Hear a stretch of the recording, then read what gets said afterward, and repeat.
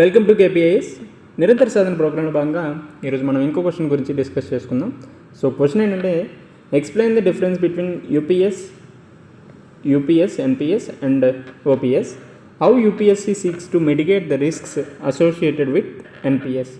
So మేజర్గా ఇది ఎందుకు డిస్కస్ చేసుకుంటున్నామంటే, రీసెంట్గా కేంద్ర ప్రభుత్వం యూనిఫైడ్ పెన్షన్ విధానాన్ని అమలు చేయాలని చూస్తుంది. అయితే అపోజిషన్ పార్టీస్ అన్నీ కూడా ఈ పాత పెన్షన్ విధానం ఏదైతే ఉందో దాన్ని అమలు చేయాలని గొడవ చేస్తుంది. ఈ కాంటెక్స్లో ఈ క్వశ్చన్ అనేది మనకి ఇంపార్టెంట్ అనేది తెలుస్తుంది. సో ఫస్ట్ ఓపీఎస్ అంటే ఏంటి? ఓల్డ్ పెన్షన్ స్కీమ్ అంటే పాత పెన్షన్ విధానం. అదేవిధంగా ఎన్పిఎస్ ఆర్ సిపిఎస్ అని పిలుస్తారు, అంటే new pension scheme or contributory pension scheme. అదేవిధంగా యూపీఎస్ అంటే యూనిఫైడ్ పెన్షన్ స్కీమ్. సో ఈ కాంటెక్స్ట్లో తీసుకుంటే మనం దీనికి ఇంట్రడక్షన్ అనేది ఏ విధంగా చెప్పచ్చు? ఒకటి ఆర్టికల్ ఆధారంగా చెప్పచ్చు. ఎందుకంటే డిపిఎస్పిలో ఆర్టికల్ 41 అనేది మనకి పెన్షన్ సౌకర్యాల గురించి చెప్తుంది. సో ఈ పెన్షన్ సౌకర్యాలు అనేది వ్యక్తి సామాజిక మరియు జీవన భద్రతకు చాలా వరకు ఉపయోగపడతాయి అనే అంశం గురించి చెప్తుంది. సో ఈ విధంగా ఆర్టికల్ 41 గురించి అయినా డిస్కస్ చేసుకోవచ్చు, లేదంటే ప్రస్తుతం పెన్షన్ విధానం దానికి సంబంధించి ప్రోస్ ఏవైతే ఉన్నాయో అంటే ప్రయోజనాలకు సంబంధించి కూడా మనం ఇంట్రడక్షన్లో చెప్పుకోవచ్చు, రైట్? సో ఫర్ ఎగ్జాంపుల్, ఈ పెన్షన్ విధానం అనేది 60 సంవత్సరాల తర్వాత వారి యొక్క జీవన భద్రతకు, సామాజిక భద్రతలో ముఖ్య భూమిక పోషిస్తుందని, అదేవిధంగా అందులో భాగంగానే ప్రభుత్వం ఈ ఓపీఎస్ అవ్వచ్చు, ఎన్పిఎస్ అవ్వచ్చు, యూపీఎస్ అనే పెన్షన్ విధానాన్ని తీసుకొచ్చిందని మనం ఇంట్రడక్షన్లో చెప్పుకోవచ్చు.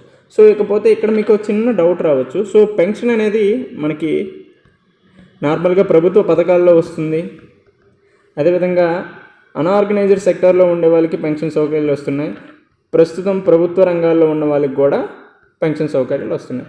సో మేజర్గా ఈ యూపీఎస్ అవ్వచ్చు, ఎన్పిఎస్ అవ్వచ్చు, అదేవిధంగా ఓపీఎస్ అనేది ఎవరైతే గవర్నమెంట్ ఉద్యోగాలు చేస్తున్నారో వాళ్ళకి వర్తిస్తుంది.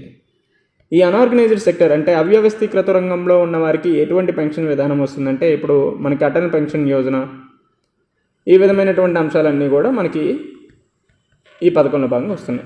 మరి పథకాల ఆధారంగా ఇప్పుడు వీడోస్ కావచ్చు, ఎల్డర్స్ కావచ్చు, దివ్యాంగులు కావచ్చు, ఈ పెన్షన్ విధానాలన్నీ సామాజిక భద్రతలో భాగంగా ప్రజా సంక్షేమంలో దృష్టి పెట్టుకొని ప్రభుత్వాలు అమలు చేస్తున్నటువంటి పథకాలు. ఫర్ ఎగ్జాంపుల్, ఇప్పుడు మనకి చేయూత పెన్షన్ అవ్వచ్చు తెలంగాణ గవర్నమెంట్, అదేవిధంగా ఆంధ్రప్రదేశ్లో కల్పిస్తున్న పెన్షన్ విధానం, ఇవన్నీ కూడా సామాజిక భద్రత మరియు ప్రజా సంక్షేమంలో భాగంగా వస్తాయి.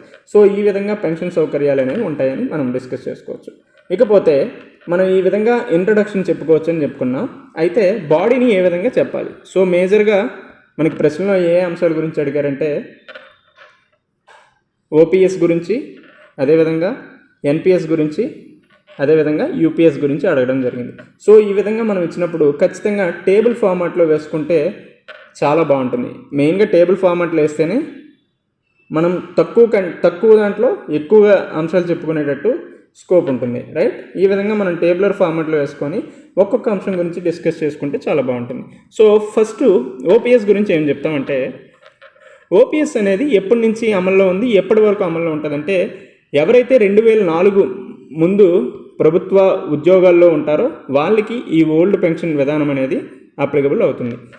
ఎన్పిఎస్ స్కీమ్ అనేది 2004 తర్వాత ఎవరైతే ప్రభుత్వ ఉద్యోగాల్లో జాయిన్ అయ్యారో వాళ్ళకి ఎన్పిఎస్ స్కీమ్ అనేది అప్లికబుల్ అవుతుంది.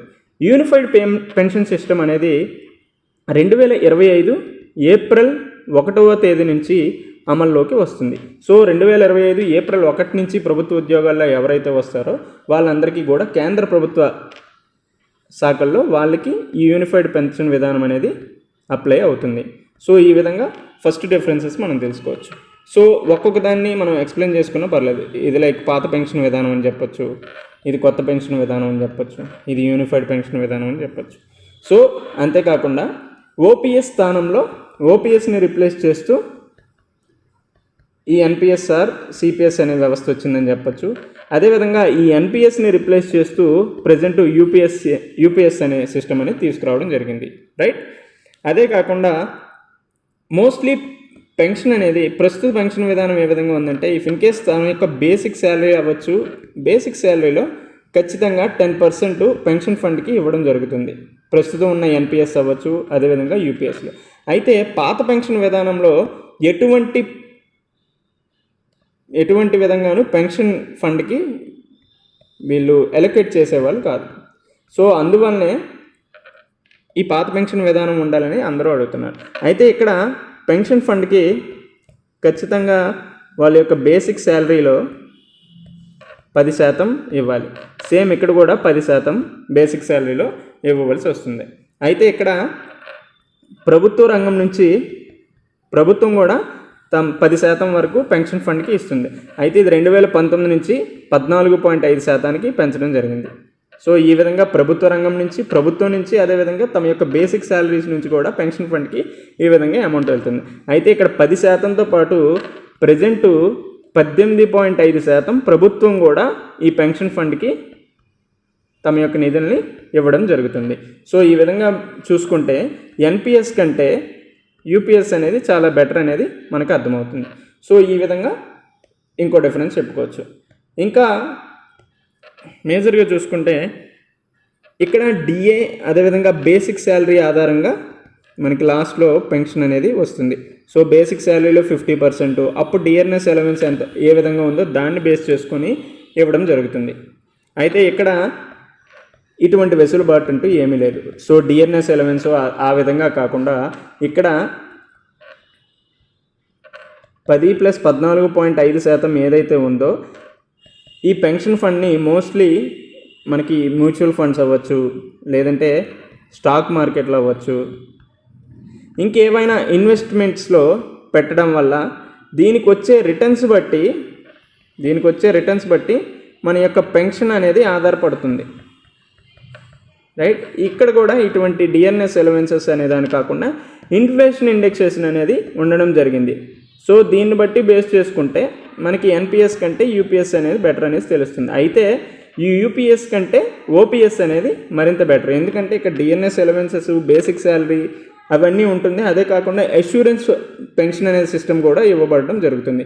సో వీటిని బేస్ చేసుకుంటే అన్నిటికంటే ఓపీఎస్ పెన్షన్ సిస్టమ్ అనేది ఉద్యోగులకి చాలా ఇంపార్టెంట్ అనేది మనకు అర్థమవుతుంది. అదే కాకుండా ఇక్కడ అష్యూరెన్స్ పెన్షన్ అనేది ఉంటుంది. ఎష్యూర్డ్ పెన్షన్ అనేది ఇవ్వడం జరుగుతుంది.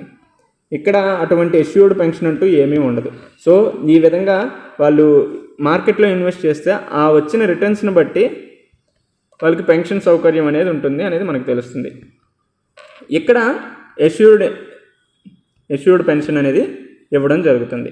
సో ఈ విధంగా చూసుకుంటే ఈ రెండిట్లోనే ఎష్యూర్డ్ పెన్షన్ అనేది ఉంది. బట్ ఎన్పిఎస్ సిస్టంలో ఎష్యూర్డ్ పెన్షన్ సౌకర్యం అనేది లేదు. So mostly depend on stock market అవ్వచ్చు, మార్కెట్లో ఇన్వెస్ట్ చేసి దాంట్లో వచ్చిన రిటర్న్స్ని బేస్ చేసుకుని ఇవ్వడం జరుగుతుంది. సో ఈ విధంగా మనం డిఫరెన్సెస్ని ఒక 4-5 డిఫరెన్సెస్ని చెప్పుకున్న తర్వాత మనకి క్వశ్చన్ ఏం అడగడం జరిగింది, డిఫరెన్సెస్ అయిపోయిన తర్వాత how UPS seeks to mitigate the risks associated NPS. ఇక్కడ ఏం లేదు, జస్ట్ ఎన్పిఎస్తో పోల్చుకుంటే ఎన్పిఎస్లో కొన్ని సమస్యలు ఉన్నాయి. ఆ సమస్యలను యూపీఎస్ యూనిఫైడ్ పెన్షన్ సిస్టమ్ ఏ విధంగా రిస్క్స్ని మిటిగేట్ చేస్తుంది అని అడిగాడు. సో ఇక్కడ ఏ విధంగా చెప్పుకుంటాం, ఎన్పిఎస్లో ఏదైతే లోపాలు ఉన్నాయో ఆ లోపాలకు అనుగుణంగా యూపీఎస్లో కొన్ని సంస్కరణలు తీసుకొచ్చారు. ఆ సంస్కరణలే ఇప్పుడు యూపీఎస్ అనేది మంచిదని చెప్తున్నారు.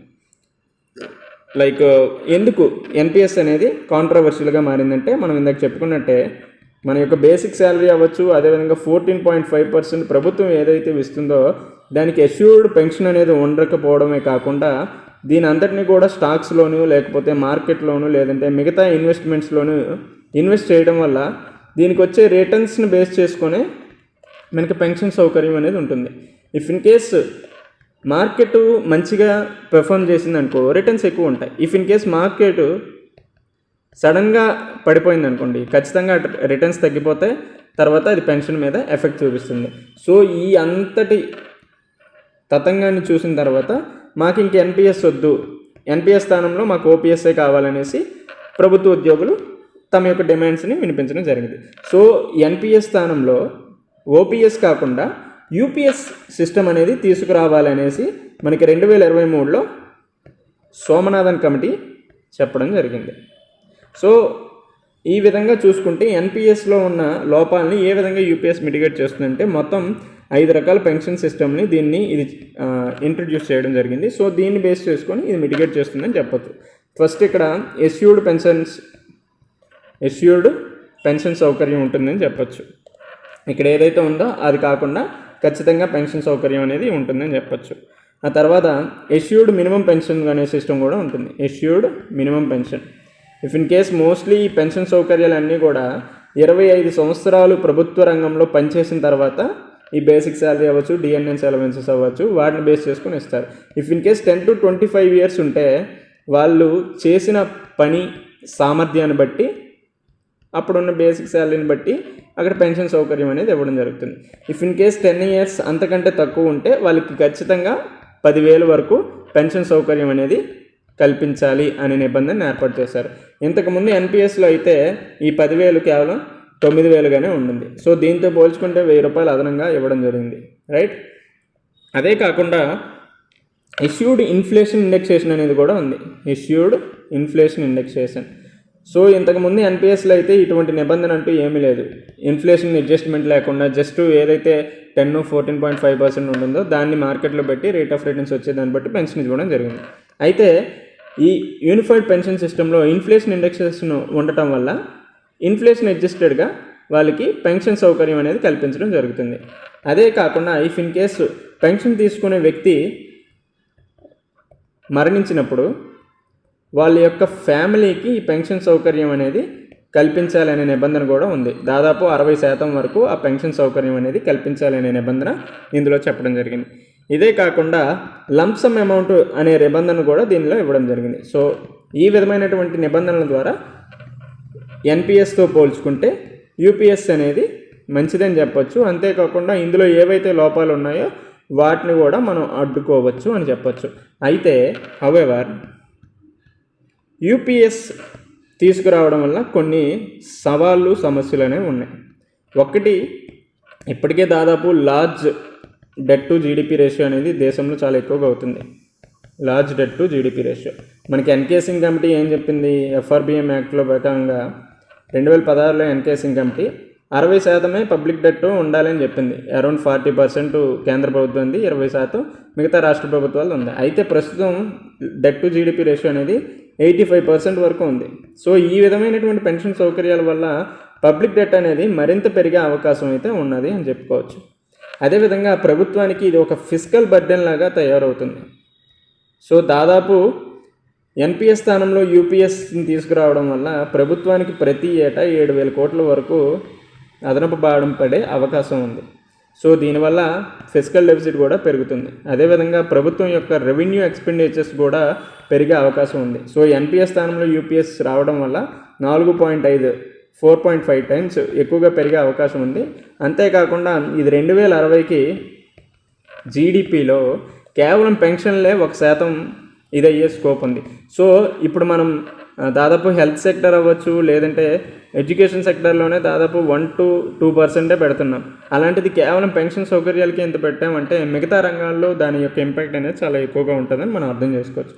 సో ఈ విధంగా లోపాలు ఉన్నాయని చెప్తూనే సో యూపీఎస్ వల్ల ఎన్పిఎస్తో పోలిస్తే యూపీఎస్ అనేది మంచిదని చెప్పొచ్చు. సో అల్టిమేట్గా కంక్లూజన్ మనం ఏ విధంగా చెప్పొచ్చు? సో ఇప్పుడు యూపీఎస్ అనేది దానివల్ల ఫిస్కల్ బర్డెన్ ఎక్కువ అవుతుంది, డెట్ రేషియో ఎక్కువైపోతుంది, పబ్లిక్ డెట్ ఎక్కువైపోతుంది. సో దీని ప్లేస్లో మొత్తం తీసేసి నార్మల్గా ఇస్తే సరిపోతుంది కదా అని చెప్తే అది పద్ధతి కాదు.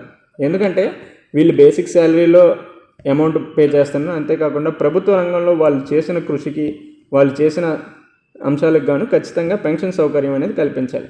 అయితే దీని స్థానంలో ఎటువంటి మెజర్స్ తీసుకురావడం వల్ల దీన్ని కంట్రోల్ చేయొచ్చు అంటే, ఒకటి, ఏదైనా పెన్షన్ సౌకర్యం కల్పించేటప్పుడు ఖచ్చితంగా ప్రభుత్వం ఫిస్కల్ కాస్ట్ని దృష్టిలో పెట్టుకోవాలి. అదేవిధంగా ఎంప్లాయ్మెంట్స్ యొక్క ఆస్పిరేషన్స్ను కూడా దృష్టిలో పెట్టుకొని పెన్షన్ సౌకర్యాలు అనేవి కల్పించాలి. సో అప్పుడు కల్పించినప్పుడే మంచి రిజల్ట్స్ వస్తాయి. అదేవిధంగా ఈ టైప్ ఆఫ్ సమస్యలు ఏవైతే ఉన్నాయో వాటిని మనం అడ్డుకోవచ్చు, రైట్. సో ఈ విధంగా మనం దీన్ని డిస్కస్ చేసుకోవచ్చు. సో ఒకసారి మళ్ళీ మనం క్వశ్చన్ని మళ్ళీ ఆన్సర్ని ఒకసారి చెప్పుకొని చూద్దాం.